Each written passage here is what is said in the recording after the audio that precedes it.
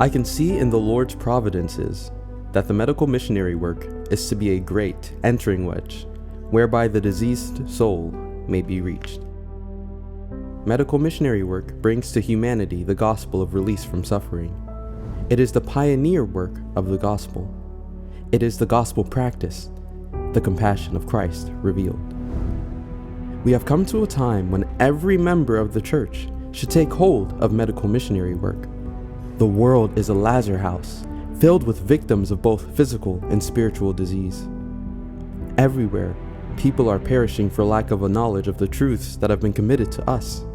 The members of the church are in need of an awakening, that they may realize their responsibility to impart these truths.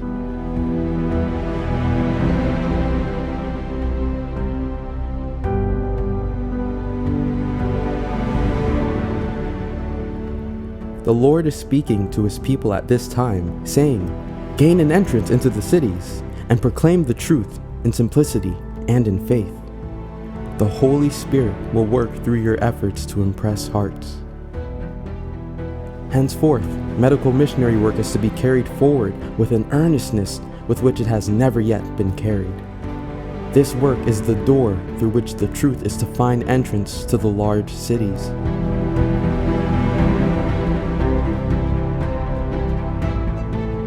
The union of Christ-like work for the body and Christ-like work for the soul is the true interpretation of the gospel.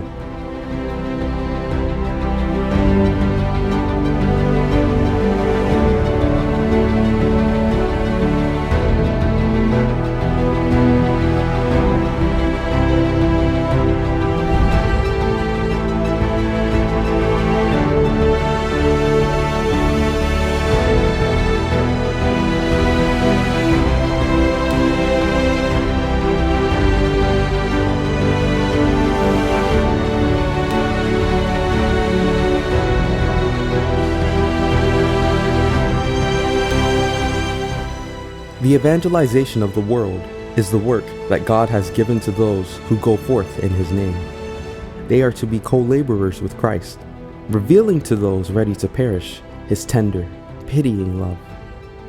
God calls for thousands to work for him, not by preaching to those who know the truth, going over and over the same ground, but by warning those who have never heard the last message of mercy.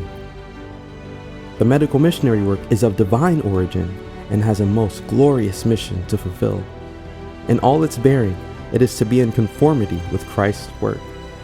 Those who are workers together with God will just as surely represent the character of Christ as Christ represented the character of his Father while in this world. It is the Lord's design that the restoring influence of health reform shall be a part of the last great effort to proclaim the gospel message. Medical missionary work is the right hand of the gospel. As the right hand of the third angel's message, God's methods of treating disease will open doors for the entrance of present truth. The purest example of unselfishness is now to be shown by our medical missionary workers. With the knowledge and experience gained by practical work, they are to go out to give treatment to the sick. As they go from house to house, they will find access to many hearts. Many will be reached who otherwise would never have heard the gospel message. Get the young men and women in the churches to work. Combine medical missionary work with the proclamation of the third angel's message. Make regular, organized efforts to lift the church members out of the dead level in which they have been for years. The monotony of our service for God needs to be broken up. Every church member should be engaged in some line of service for the Master. Some cannot do as much as others, but everyone should do his utmost to roll back the tide of disease and distress that is sweeping over our world. Many would be willing to work if they were taught how to begin. They need to be instructed and encouraged. Every church should be a training school for Christian workers. Its members should be taught how best to help the poor and to care for the sick, how to work for the unconverted. There should be schools of health, cooking classes, and classes in various lines of Christian help work. There should not only be teaching, but actual work under experienced instructors.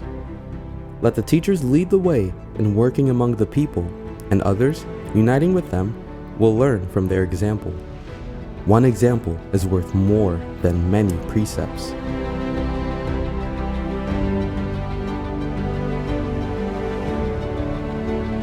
We are to make our everyday duties acts of devotion, constantly increasing in usefulness because we see our work in the light of eternity. In every city where we have a church, there is need of a place where treatment can be given. A place should be provided where treatment may be given for common ailments. More attention should be given to training and educating missionaries with a special reference to work in the cities. Each company of workers should be under the direction of a competent leader, and it should ever be kept before them that they are to be missionaries in the highest sense of the term. Such systematic labor, wisely conducted, would produce blessed results. It is by working for others that you will keep your own souls alive.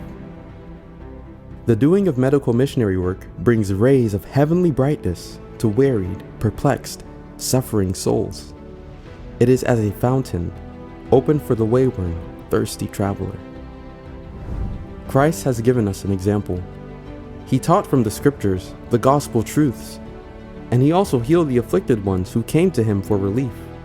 He was the greatest physician the world ever knew, and yet he combined with his healing work the imparting of soul-saving truth.